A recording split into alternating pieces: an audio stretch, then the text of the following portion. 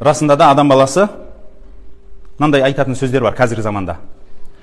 Осыны бір не нәрсені жақсы көресің, соны істемейсің ба десе, немесе бір өзің бақытты болғың келіп тұр ғой, немесе бір үлкен бір мақсат қойып тұрсың, соны істемейсің ба десе, оған менің ақшам болмай тұр, уақытым болмай тұр, көктемде істеймін, Құдай қаласа, күзде істеймін, жазда істеймін, Құдай қаласа, сәл денсаулығымды реттеп алайын, Құдай қаласа, сәл бір істерімді дұрыстап алайын, немесе қазір қолайсыздау болып тұр, кейінірек істеймін, сәл аздап жалқауланып тұрмын, мазам болмай тұр, немесе басқа сылтаулар айтылады. Қандай да бір алға мақсат қоясыз, қандай да бір нәрсені қоясыз алға, бір үлкен бір жетістікті, соған міндетті түрде сылтау айтасыз. Неше түрлі.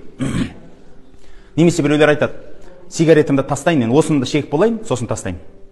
Немесе біреулер айтады, намаз оқымайсың ба десе, болды, Құдай қаласа, 40-қа жетіп алайын, намаз оқимын, 60-қа жетіп алайын, намаз оқимын. Немесе ертең, келесі апта, алдағы жұмада, осындай сылтауларменен неше түрлі айтады. Бірақ бұның бәрі сылтау. Ол адам ешқашан бастамайды. Өйткені бұл жалқаулық. Адам алға мақсат қойған екен.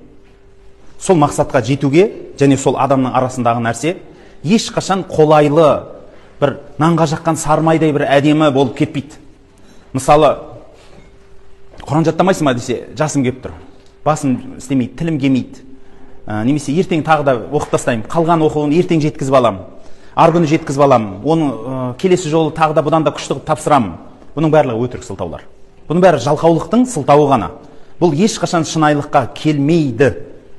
Негізі 100% уақиғаның соның ішінде бір 2%, 1% ғана мүмкін бір қандай да бір үлкен сылтауға кеп қалар. Қалған нәрсенің барлығы, 99%-ның барлығы жай ғана орыс тілінде отмазка дейміз ғой, сылтау. Одан басқа еш нәрсе емес.